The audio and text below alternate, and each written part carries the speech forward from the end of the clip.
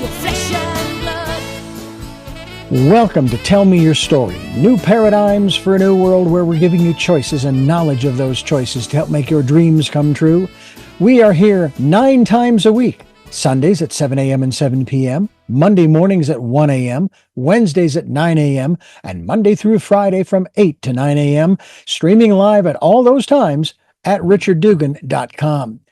We are on SoundCloud, iTunes, TuneIn Radio, Spotify, Stitcher, Player FM, as well as YouTube, where you can watch these conversations.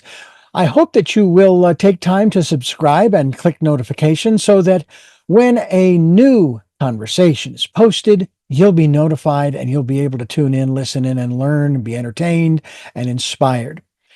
A reminder that Choices, which is my book, 5 Steps for Life, it's available on Amazon.com in paperback, hardcover, and Kindle with Audible, soon to be released. We also ask that if you can support the work that we are doing financially, we do have a PayPal account. It is there for your security as well as ours. And when they ask for an email address to whom you're sending, please go to richard@richarddugan.com. That's the email address. If you go to richarddugan.com, there is also a link directly to PayPal so that you can send us whatever support you can. And we thank you to those who have helped and to those who will help. We also ask that you take time during this decade of perfect vision, the 2020s, to go within to that quiet, peaceful, calm, still place and listen to that still, small voice. And with that, we now take you to our very special interview and guest here on Tell Me Your Story. And welcome to Tell Me Your Story, New Paradigms for a New World. I am Reverend Dr. D. Richard Dugan, here along with very special guest on the program. We're going to talk today about kids. Yes, indeed, because we all were kids at one time. Joy Berry is my guest. Joy Berry Enterprises is the website, and she has an interesting tale to tell us about our kids. She is considered to be the, if you will, the inventor of self-help books for kids. And Joy, thank you so much for being with us. Really a pleasure to have an opportunity to, I guess I could put it this way, go back to my childhood, which was really actually kind of good. I really had a good time. Wow, that's great. That's great. Well, listen, my whole journey started in my childhood when all I wanted to do was be a teacher. And I mean, I just lived it, ate it, braved it. I was, working with kids from the time I was 15 years old, clear up until this day. What happened is I went to school, learned to be a teacher, learn how to teach academics and get kids to jump through all the hoops, and I was really good at it. But then what happened was I had to supplement my income, and so I started these after-school programs. And there was a kid in my after-school program that was incredibly unique and very exceptional. And I just loved him. And one day his mother came to me and said, "You know what? Guy really likes you. Do you think you could talk to him? Because he's about ready to fail this grade for the second time." And I went, "Really?" Because he seemed so smart. And so I said, "Okay, I'll come over and to your house and I'll talk to him." Well, when I got there, the way that you entered the house was in through the back way, and you couldn't help but pass this incredible treehouse structure, 3 stories, running water, an elevator that worked Wow. with ropes and pulleys, and even a little refrigerator on the second floor, and it was just amazing.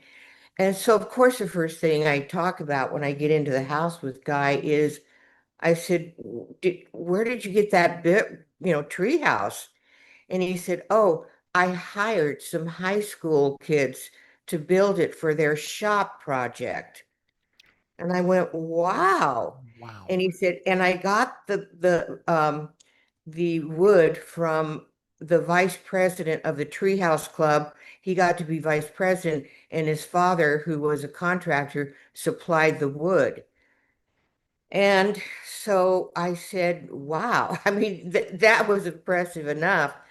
But I said, well, what is the Treehouse Club? And he said, oh, it's a bunch of kids who we are we are together to make money.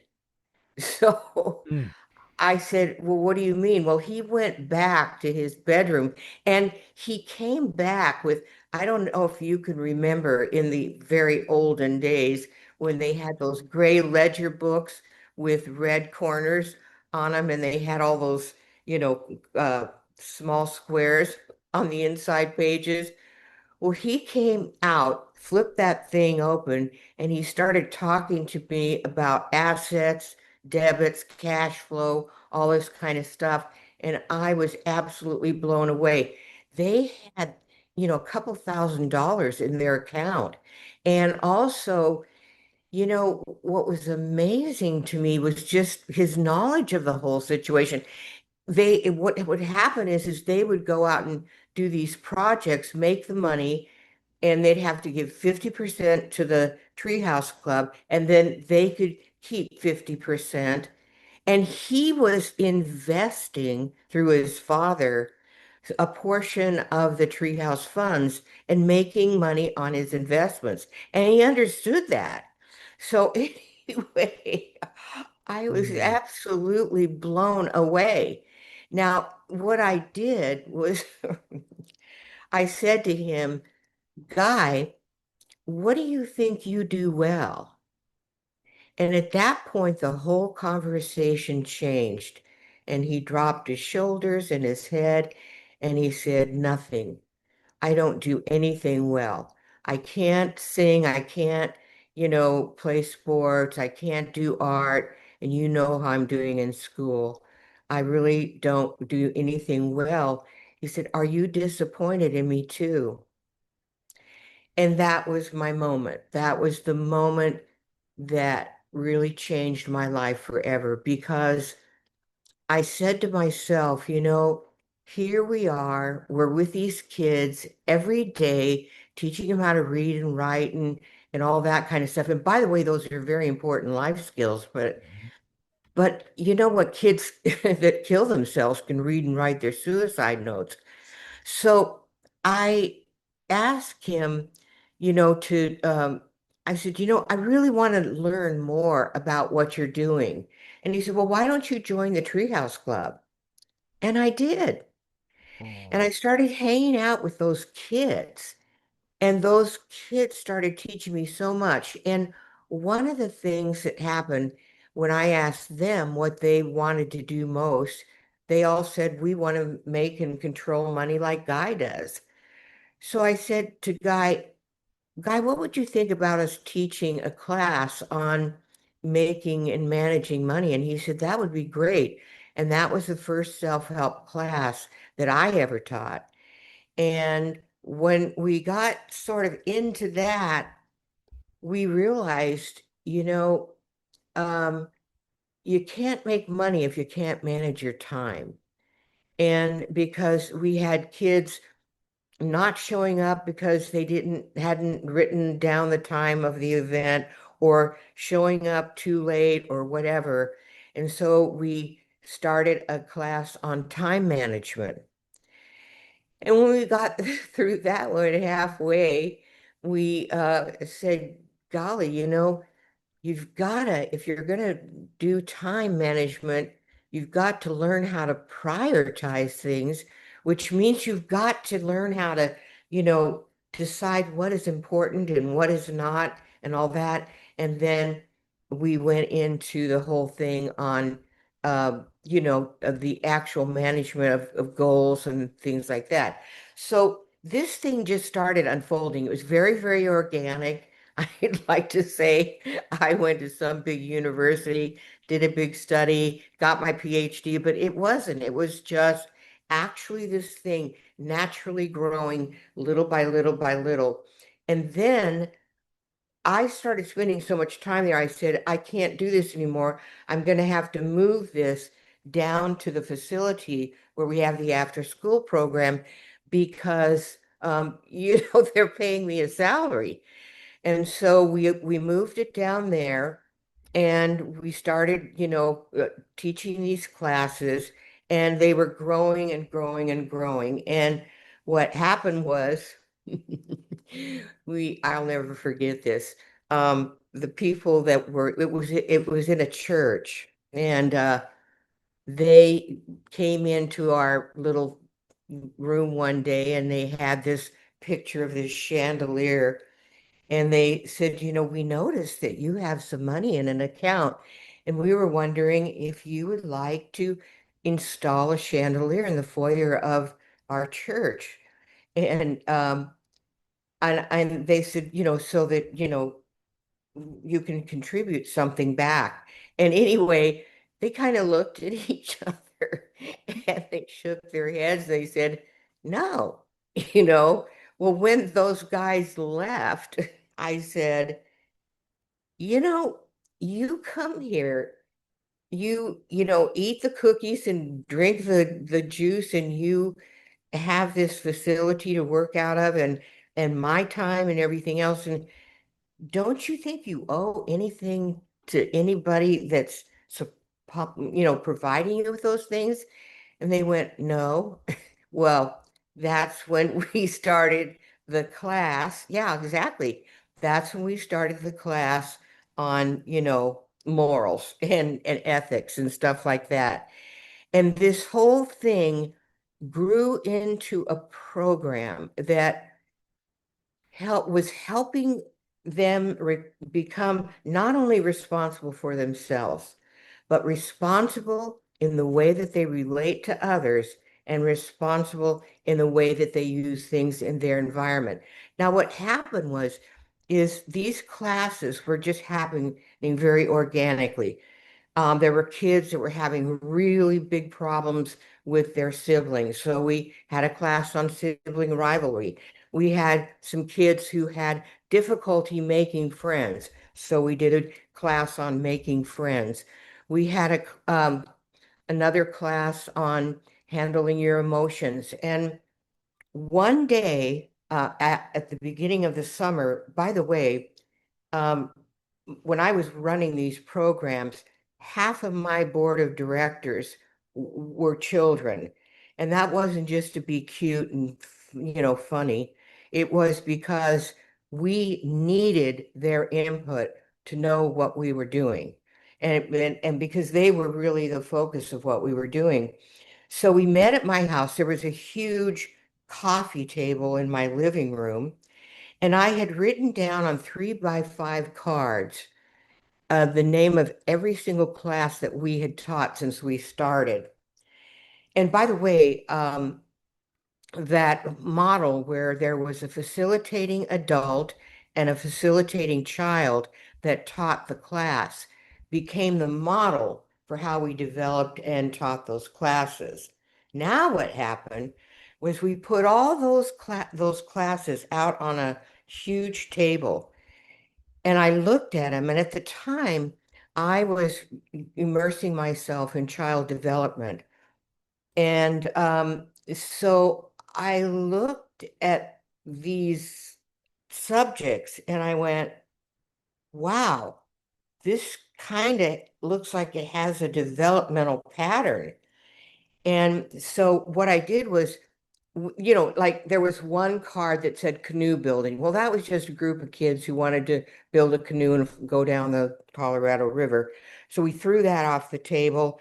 And there was other, things like that. There were honestly basket weaving, off the table. And when we finished culling out the ones that were more specific, jeans embroidery and things like that, to just kids who wanted to learn how to do a specific skill. When we got down to these cards that were sitting on the table, I started moving them around, and they did fall into a developmental pattern that went from self-esteem clear on up to social skills and coping skills. There were 24 of them. And I went, oh my gosh. Well, by the time that I was doing all these classes, by the way, there was no books that were we're talking directly to children. You want to know how to clean your room? Step one, step two, step three, step four. So I had to start writing these books just, out and then using those as the textbooks for the classes. And I decided to turn them into books. And by the way, I went to the publisher. I had barely read a book. My sister was an amazing, amazing librarian, and she kept trying to induce me to read books, but I'm very ADD. So, but finally she gave me Joan Crawford's, book on Mommy Dearest, and I sat down and read it from cover to cover, and I went, oh, so this is what reading is all about. And I started, I became a voracious reader after that. But before then, the thought of writing a book never even, crossed my mind. But what happened is I went back to this little company, Word Books Incorporated, and it was a subsidiary of ABC Broadcasting.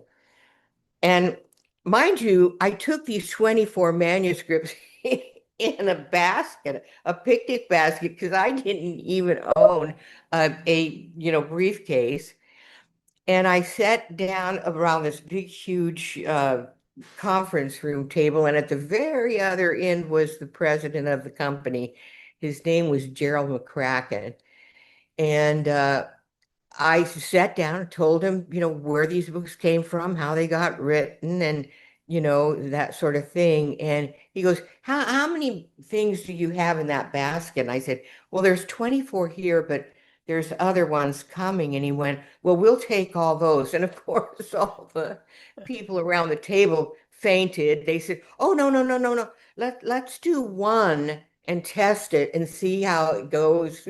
But, he said, no.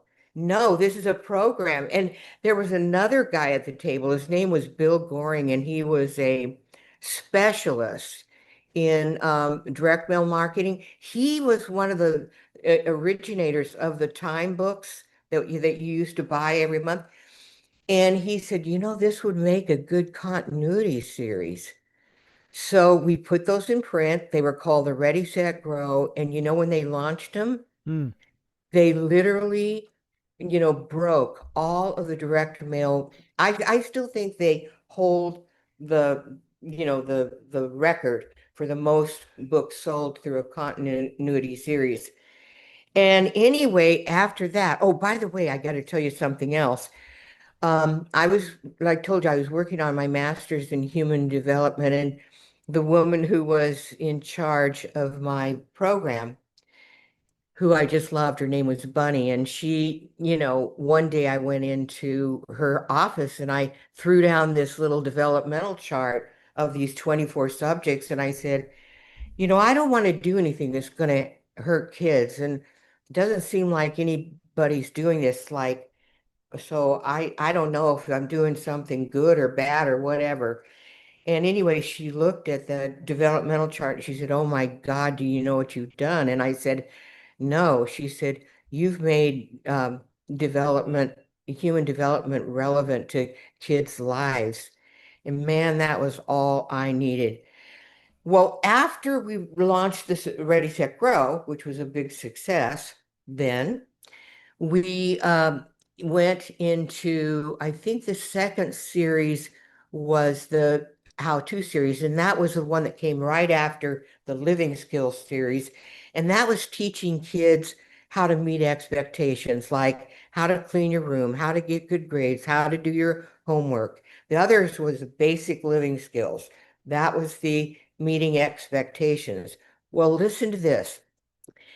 Little did I know. Okay, so these were great, and we were having these classes, and they were going gangbusters. And I started this thing called the Nursery, and it was an infant toddler program. And gosh, I was so amazed working with those children, how smart they are. And one day, and by the way, I'm talking about the upper end of the babies. But one day I decided I had this little book illustrated called Teach Me About Bath Time. And in the book, it says, I don't want to ruin my toys, so I don't put them in the bathtub.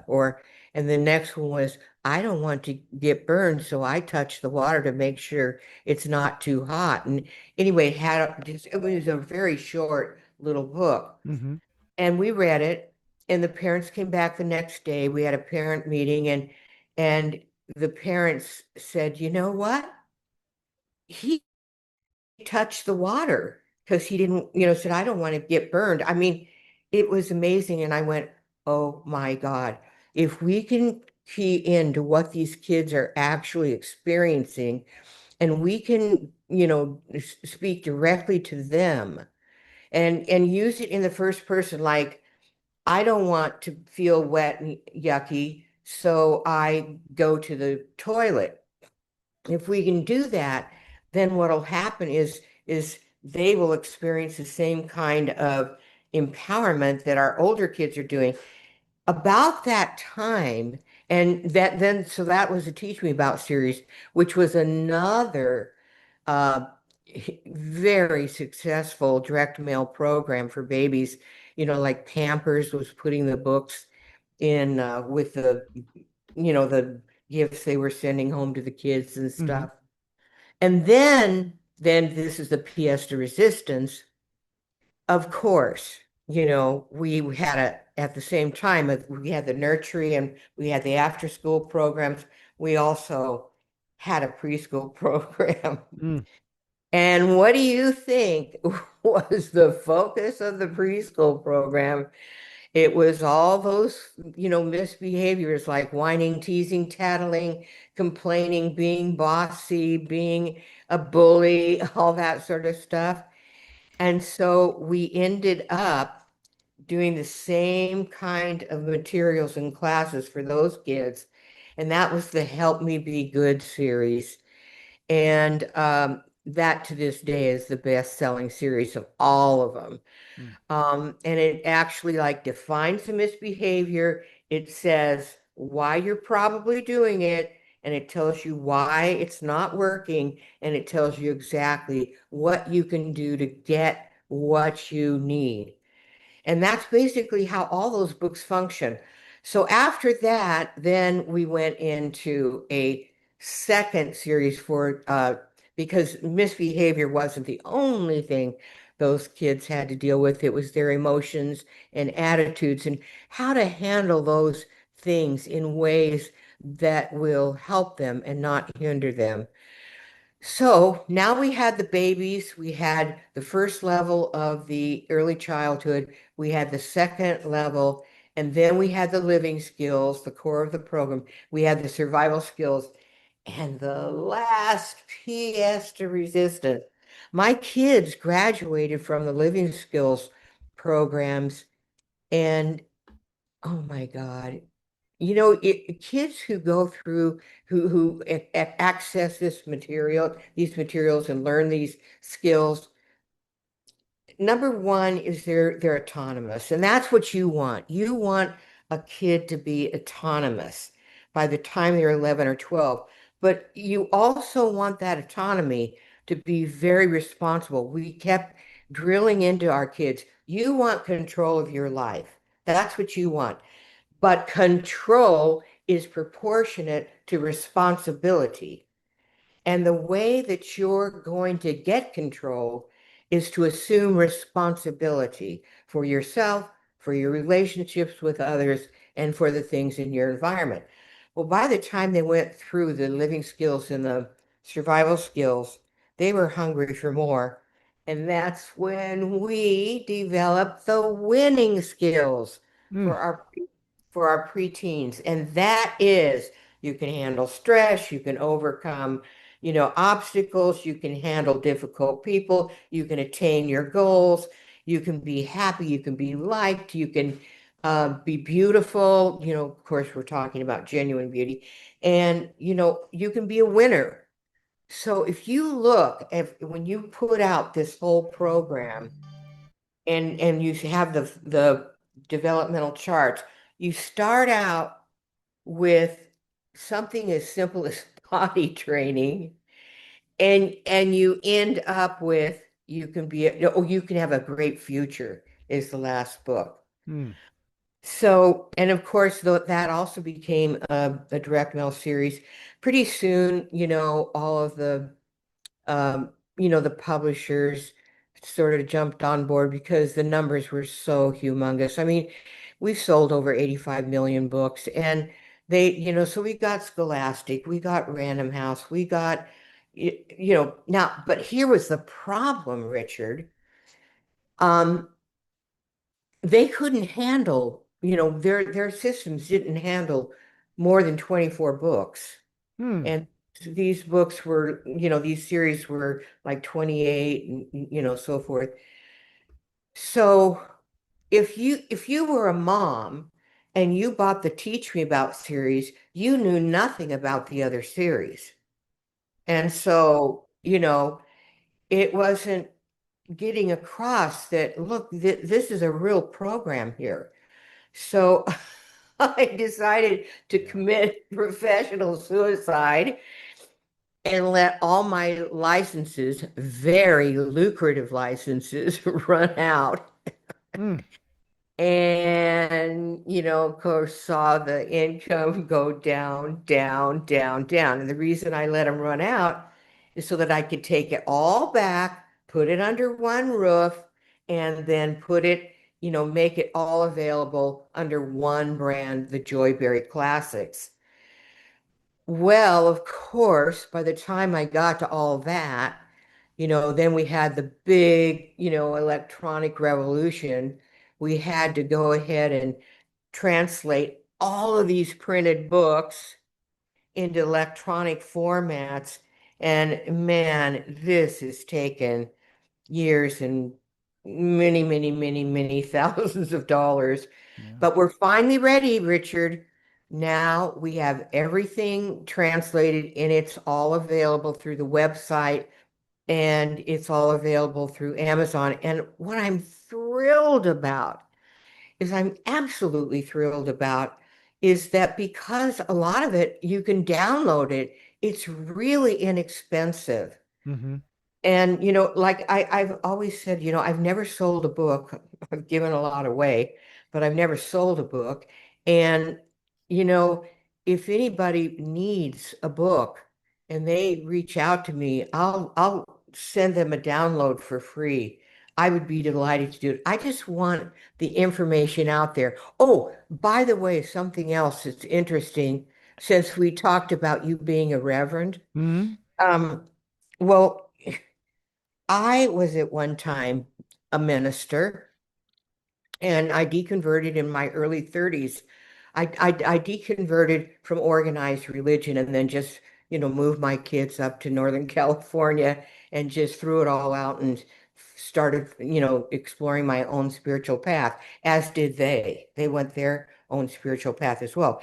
But anyway, I knew better than to let this word, which was a wonderful publishing company. It was a Christian publishing company. And they said, well, you're going to have to put the word God and Jesus in there and stuff like that because we're a Christian company. And I said, I can't do that. And I said, the reason I can't is because this material is for all kids. I don't want to just limit it to one religion. Mm-hmm. And you know what? That president and and the guy who was my main editor, Doc Heatherly and Floyd Thatcher, the editors, they saw it. And so they developed a whole division called Educational Products, which was their secular division. And so I've always been able to keep this very pristine. Mm-hmm. That's why rabbis write to me and say, "Oh, you must be Jewish." And Christians say, "Oh, you're just such a great little Christian woman." And I have Mormons and I have, Buddhists and I have Muslims. I have everybody thinking that this is, ties into their religion, which you know why it does Hmm. is because it's the great universal concepts that really do intersect across all religious and beliefs.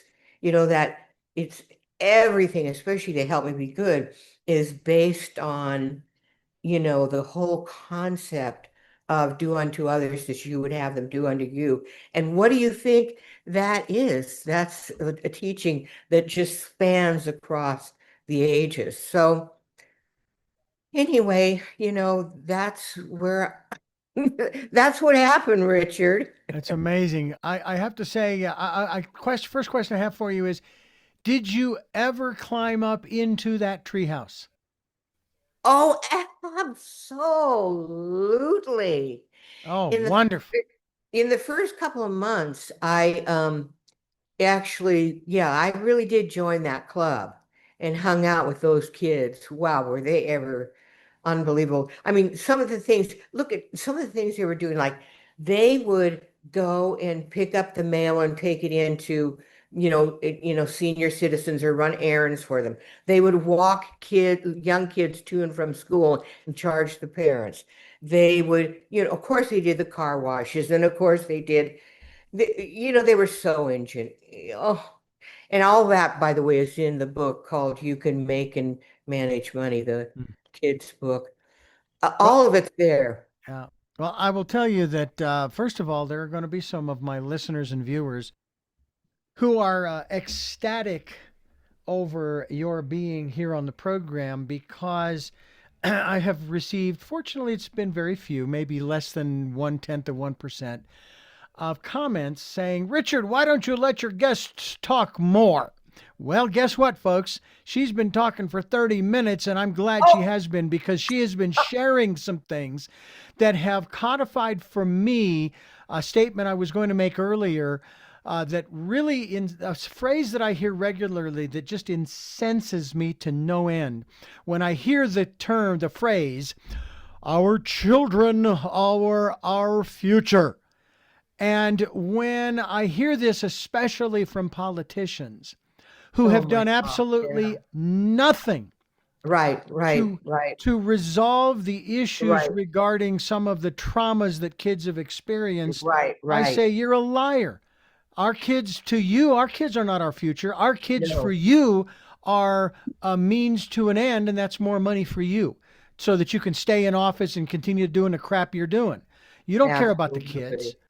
And, Well, so look what we did to our education yeah. division. I mean, Well, oh, yeah, the other thing too is this. I have had problems with this concept, and bear in mind, I went through the primary and secondary schools, um, uh, in the '60s and early in the '70s, and I think I got out just in time.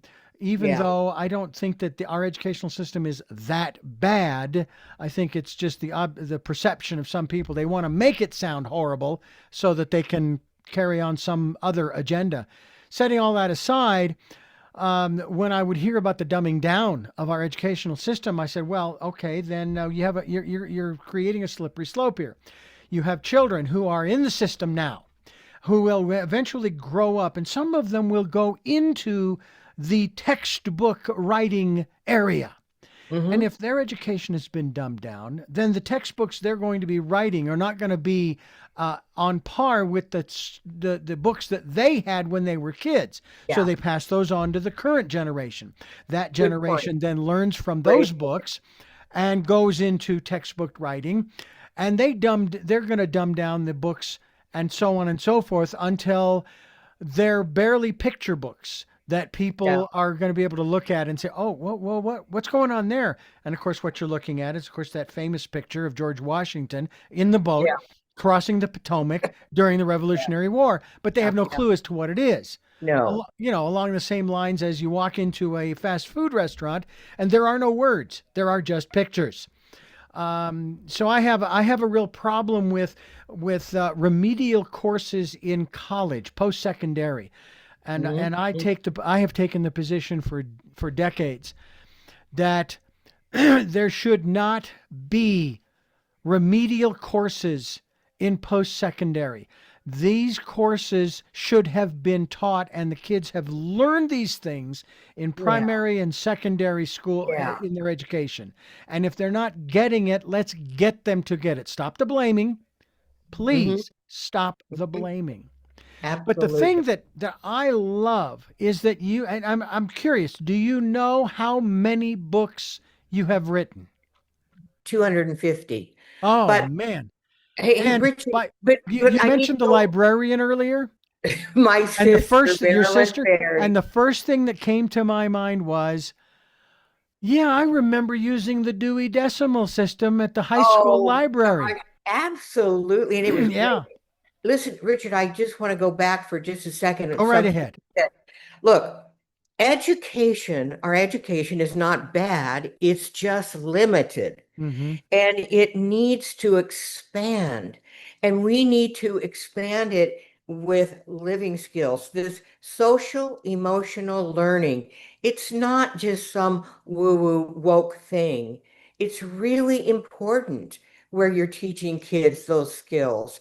Mm-hmm. And that's living skills. And I just want this in school so badly because if you're if you're struggling because you don't feel good about yourself, you're not going to learn as well as you would if you did feel good about yourself.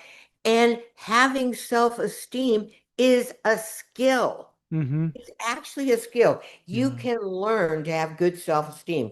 You can learn to handle your emotions. You can learn to have positive relationships.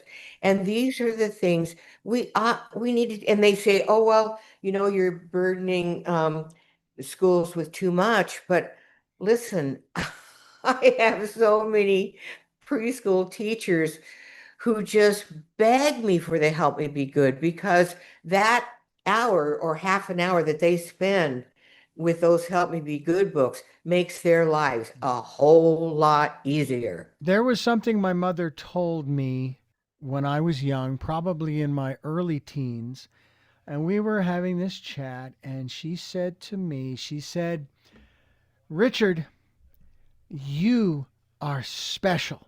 You are unique. Now, I grew up Wow. in a family with four sisters and a brother. Oh, Now, wow. years later, probably in my 20s or 30s, we were sitting around chatting and talking about different things about our experiences growing up and so forth. And that subject came up, and I says, well, I remember. And again, I share this, I don't share this to be mean or anything, but mom told me, a long time ago that I was special, that I was unique, Yeah, to yeah. which every single one of them said, well, mom told me that too. The other five said exactly the same thing. And at first I thought, oh, okay, now I don't feel so special. But I got to thinking about it with the interviews that I'd been doing up to that point and Mhm, so forth, mhm. and the books I'd Yeah, read and so forth. yeah. I thought, no, that doesn't change a thing. She was still right because each one of us, though we are It's siblings coming from the same absolutely, set of parents, we are absolutely. unique. How do you get across to a child, and I don't know at what age you'd even want to start that process, to get them to understand that not despite, but even because of all of the characteristics that you express intellectually, emotionally, physically, and so forth, that You're hitting there's me. a phrase that's used on one of the programs that Yeah. says, be the best you can be because Yep. all of the others are taken. In other words, everybody else is being who they are. Excellent. Don't try to Excellent. be like someone else. Just be the Yep. you are, and so forth. I don't know if there is an age where you Yeah. start that, but how do you Okay. begin that? Because a lot of these kids today, especially, and going back maybe 15, 20 years, especially if you start talking about some of the traumatic events that they have experienced in this 21st century, um, their world, in many cases, both locally as well as all the way up to internationally, their world has been rocked by what Absolutely. adults are doing. And by the way, this also helps to explain a little bit about why some adults are the way they are. There's Oh, an Old absolutely. Testament passage that says, train, and it's a double edged sword here, train a child in In the the way way he should go, he or she should go, and they will not depart from it. And it's a when double they're edged old. sword because, on the Yeah, one hand, train the child up and he won't divert from it. And right. the other edge of that sword is the opposite side of that is if you look at how an adult is behaving, you will know how they were raised. Absolutely. That's such a good point. Listen, this our book, Every Kid's Guide to Self-Esteem, okay? It actually has them walk through all the things that make them unique. Their hair, their eyes, their fingerprints, their this, their the way they express themselves. I mean, there's all of these things that make them unique, and that is what contributes to their self-esteem. But also the fact that they're similar and the things that kind of embarrass them, well, that's okay because they're human. So if we combine those two things, and once they work through that, they can see why that they should have a positive self-esteem. But more importantly, I want to tell you something. One of my favorite books is the one that explains how that every single person is born with a purpose. Every person. And all of those things that make our self-esteem, they contribute to our purpose. And we're never going to be happy if we Mm-hmm. don't achieve our purpose. Mm-hmm. And in order, Mm-hmm. now there's skills, there's talents, and there's gifts. But the gifts are the talents that you do really well. And unless you actually put those into practice and actually, and by the way, it's very interesting because usually the gifts that we have contribute to other people. So when you put those into practice, you fulfill your purpose. And at that point, you become truly happy. And Mm. that's what the book about, achieve your goals, you can be happy. That's what all that is about. And that's some of my favorite stuff. Yeah. Anyway, We are talking with Joy Berry. We're talking about the work that she has done in as far as helping kids to be more, shall we say, well-rounded, as well as having confidence in themselves and who and yeah. what they are. I was interviewing, interestingly enough, and this kind of goes to your point. I was interviewing a gentleman just the other day who was basically he was a physicist. He was also a science contributor to ABC News years ago, Hmm. and he was an atheist back then. Okay, Yeah. and it was his search for understanding of the world, especially in the scientific community, that led him to become a person of faith. Oh, wow. And at the end of the program, I said to him, "You do realize that not despite, but because of your atheism, you have become the person you are." Now, that doesn't mean that every atheist will become a person of faith, but Right, in right. his specific case. So, I've written a book called Choices, 5 Steps for Life. And I put Wow. it this way, Joy, do you know? Think about a choice you made as a child. Just any, and it doesn't matter. You don't have to tell me. But think about a choice you made. All right. And I will sit and I will think about a choice as a kid that I made. Hmm. Think about this. Those choices, the one that you made as a child and the one that I made as a child, we're kind of like one of the beginning dominoes in a Rube Goldberg mechanism Absolutely. that have brought you and I here today Right. talking about what we're talking about. Right. That choice way back when. So when I think about what work you are doing, and I have to say that I'll be 66 this year, which is still hard for me to believe. I'm like, really, seriously, okay. Because even when I was in my Just a early, whippersnapper. yeah, I'm just a very young fella here. When I was in my late 50s, I used to say that, yeah, I'm 56, 57, 58, but I still feel 17. Now, inside, I feel 17, but my body reminds me, and fortunately, I get the message beforehand, your body isn't 17. All right. You've taken pretty good care of it. However, so be careful. Um, Hmm. Hmm. but it seems as though as we grow, and I remember at the age of 15, I thought about this. What one puts into one's body physically, the food and drink, is Right. going to have a long lasting effect down the road. All right. Absolutely. Well, I have a chapter in my book about personal input. That's just as relevant and true. So let's talk a little bit about where we are technologically and how the technology that we have here in the 21st century is having both a positive and negative, the pros and cons, if you will, effect on our youth as they're growing up, because there are some who Yep. are thriving.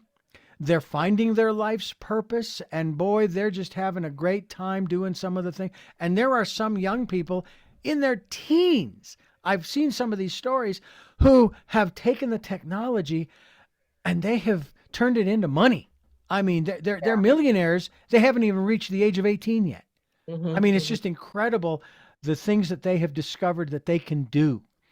Hmm. Um, can you can you talk a little bit about that by comparison to for example, my father was born in 1931, passed away a couple of years ago. Hmm. So he saw a whole lot of change, no question. Loved the computer and so forth. Talk to us a little bit about, if you can, maybe some of the comparisons, because I'd like to think I came out of the educational system, for example, fairly well rounded. Um, let's talk a little bit about the comparisons between the distractions as well as the uh, uh, supports, if you will, Hmm. in our day, yours and mine, back when we were growing up, and you, of course, a little before, I suppose, and today, the 21st century. Oh, absolutely. Can look, we teach children from the very beginning. Things are neither good nor bad in and of themselves. It is how you use them that makes them good or bad. Mm. So, if you learn to use something in a positive, constructive way and you use it that way, it's going to inure to your benefit. But if you use it in a negative, destructive way, it's gonna hurt you. Yeah. And that applies to everything across the board. We're not born into a world with bad things and good things. And, take drugs, for example. Sure, drugs are stuff that can hurt kids, but you know what? They also can help kids. Hmm. It's how you use them that counts. And I don't care what age we go into, passing from that computer age to now AI. If you use AI in a destructive way, it's not going to inure to your benefit. That's all there is to it. You know, it's funny you say that because I had an interview a few weeks ago with a gentleman. And his sort of, not exactly his claim to fame, he's hoping that it's his books that are his claim to fame, but Yeah. the process that he goes through was using AI. And of course, I had bought into the negative aspects of it. And I said at the front end of the interview, I said, folks, I'm going to be straight up honest with you and our guest. I have a bias against AI. Okay. And Okay. so on and so forth. But I'm hoping our guest will enlighten me a little bit. Well, guess what? He did, to the extent that not only, and if you go to SoundCloud or YouTube, you will see a logo for 2026 for Tell Me Your Story. I had AI create it. Now, that's not all. Just in this past couple of months, I used AI, believe it or not, though I can never bring AI into an audit by the IRS.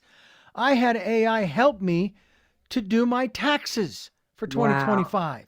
All right. Oh, that's fast. And I'm in the process of going through and I've got to figure out, what's the best AI to use because I don't know whether they're all the same. I really don't. It's hard to say. And yet all of these programs, because that's what it is. AI is a program, Mhm. is tapped into the entirety of the internet of whatever is connected, whatever servers have information and so forth. And so I'm going through the process of having it help me to revamp my website, among other things. And what I've learned, and I'm pretty sure this is what the young people have already learned, it's a tool, just like if I like a hammer. Absolutely. Right? I misplaced one of my favorite hammers. It was an all metal hammer with a Oh, blue handle. All right, oh, rubber handle on it. All right. yeah. Whereas the other three hammers that I have are wooden handles with the head and they're loose. Now I know how to tighten them up and go through that. It's like, come on, no, let's just throw those out and just use the metal hammer. And I finally found it because I liked it because I know the head Yeah. isn't going to come loose because it was Yeah. all one piece of metal. Mhm. In any event, AI is just a tool, just like anything else. And the computer, I remember first in 94 when I was introduced, I was scared to death because I would tell the person that was teaching me, I said, there's a key here on somewhere on the keyboard. I'm going to hit it and it's going to destroy everything on the computer. Well, it doesn't exist. Yeah. Although one of the most humorous things about the computer was back then, and it may pop up still today, when you're doing a process and then it'll throw up on the screen a window that says press any key to continue and you're looking for the any key and there is it was just hilarious. Is that kind of where we are today? And I'm thinking more in terms of the adults because the young people seem to have figured it out more so than others, that all of the advancements are nothing more than tools, even though I'll even throw this out there, whether Hmm. it's in medicine or any other realm that's going to change our world. AI, we could put that in the category. Here's my question. Just because we can, does that mean we should? That's a good Use question. AI, develop CRISPR, go to the moon, etc., build nuclear power plants, etc., etc., etc. Talk So to when, us about the so the mindset question is when is it appropriate to use AI and when is it not appropriate? or any other, shall we say, controversial tool. Yeah, because listen, Richard, and that is an individual question that needs to be answered by the individual. Mm-hmm. You know, I, so I am 83 Mm-hmm. and I don't want my brain to atrophy. So I want to constantly, exercise it and stretch it. So right now I'm writing audio stories. And so what I do is I say I suppose I could go give some plot points to AI and it would spit out a story. Mm-hmm. But I say to myself, well, let's see how well you can do it on your own. And then maybe if you want to go back and let AI do it and compare, see if there's a way you can improve the story, great. but I don't want to rob myself of the opportunity of stretching my brain and using my creativity. But you know what? I just wrote a book called um, surviving your weapons of mass destruction, which is the computer, the iPhone, and the smartphones and the iPad. And basically, it's built on that whole thing about here's how these things can help you, and here's how they can harm you. So Hmm. it's up to you to use these things in a way that help you instead of harm you. Well, I'm going to try to find somebody who can help me illustrate. I mean, I've got the best illustrator in the world, but I mean, to convert the book that used to take months to, because all of our books have an illustration on every page. It's the only way that you can get kids to read them, and they're Yeah. Yeah. cartoons and they're funny. Yeah. But the thing of it is, I'm going to see if I can get involved in that. So, I'm open to all the new stuff too, but I also want to control the way it impacts my life. And the other thing too is you and I in particular, we have fun doing that stuff. Oh You yeah, know, there's so much yeah. joy in that. I want to Trying to ask you get before we get close to the end here. I want to ask you. I know that your muse, if you will, is the children, is the young people. But absolute. where do you feel you get your inspiration to just write another one and another one and another one and 250 and counting? Yeah. I think current events.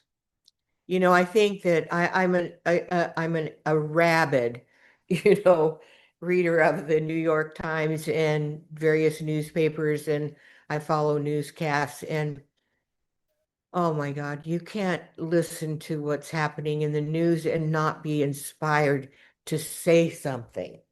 And yeah, I think that's one of my biggest inspirations. And, of course, I'm out with kids constantly. I'm fortunately in an apartment building that is loaded with kids. And we do special events for them. And they're in and out of my apartment. I love these kids. So yeah, they continue to be an inspiration, but current events, that's really what really gets my juices flowing. Mm. And listen, Richard, I don't know if we're still taping or anything, but Oh, yes. sometime, okay, well, someday when you have time, I want to talk to you about another project that I have, which is called Kids for Global Peace. And it's my partnership with Amnesty International and the United Nations. And it's teaching kids about their human rights. Because you know what? We're the only country that hasn't ratified the Convention on the Rights of the Child. And I'd love to share with you why I think that's the truth and why we should have the teaching of human rights in every school, no matter if it's private, religious, public, Hmm. whatever, in America and across the world. But Right. that's another subject for another day. I Well, just wanted to say that before right. we left. Well, we're talking with Joy Berry. Joy Berry is our guest here on the program, and it's joyberryenterprises.com, the website. We certainly hope you'll go there as we continue talking with her here on Tell Me Your Story. I'm Reverend Dr. D. She is Joy Berry, and joyberryenterprises.com is the website. Joy, I want to thank you for giving us so much time here on the program. And yes, as a matter of fact, when we're done here, we'll have that chat off recording, and I would love to find out more about that. I do find that it's a frustration of mine that America, the United States, I should say, because we Yeah, have North, yeah, Central, and South. The yeah. United States has the arrogance to think that we have all of the answers and we cannot Oh, learn from any other countries and any other oh people. my When God. in the reality, as history seems to be showing us, it is a majority of immigrants from other parts of the world who have created, developed, and invented the things that we are using today. And we better start learning that lesson from history.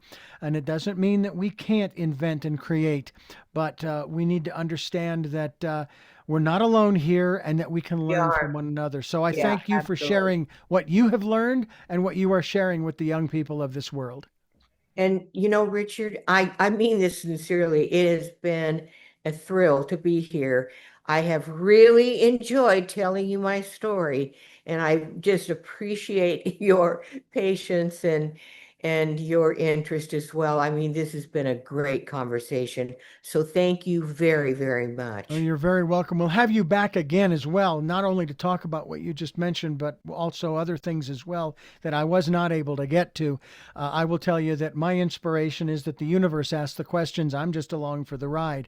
I have three final Right. questions that I want to ask you very quickly here, but first I want to thank you for listening to and watching Tell Me Your Story, New Paradigms for a New World, where we're giving you choices and knowledge of those choices to help make your dreams come true. Sundays at 7 a.m. and 7 p.m., Monday mornings at 1 a.m., pardon me, and Wednesdays at 9 a.m., Monday through Friday from 8 to 9 a.m., 9 programs streaming live at those times at richarddugan.com. We have podcasts at SoundCloud, iTunes, TuneIn Radio, Spotify, Stitcher, Player FM, Blueberry, iHeartRadio, Amazon Music, and we're on YouTube as well as Rumble. We hope you'll subscribe as well as click notification. Please get a copy of my book, which is Choices, 5 Steps for Life. We hope that you will, and we hope that you will also spend some time going within to basically get the guidance as far as the inspirations from that still small voice within. And with that, we ask those three final questions of our very special guest. And the first of those three questions is, who is Joy Berry? The inventor of self-help books for kids. What is it that gets you up in the morning? My mission of raising responsible kids, helping kids help themselves. And finally, what was your best day?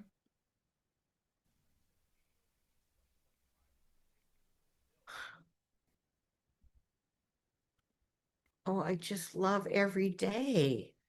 It's hard to say what's best. Maybe it was on my 80th birthday, I jumped out of a plane. Yeah, Oh that. my heavens. We're going to talk about in our next program. Thank you, Joyce, so much for being with us here on the program. And we hope to have you back again very soon to talk about more of the work that you're doing, as well as jumping out of an airplane. And again, we Yeah. thank you for listening to and watching Tell Me Your Story. And until our next broadcast, podcast, videocast, love to Lal. Jeanette, I'm still listening. Dad, continue to be happy because I am. Smokey, I'll see you on the other side. Mike, thanks for being in my life and letting me be in yours. And to my dear friend Zorro, aho, aho.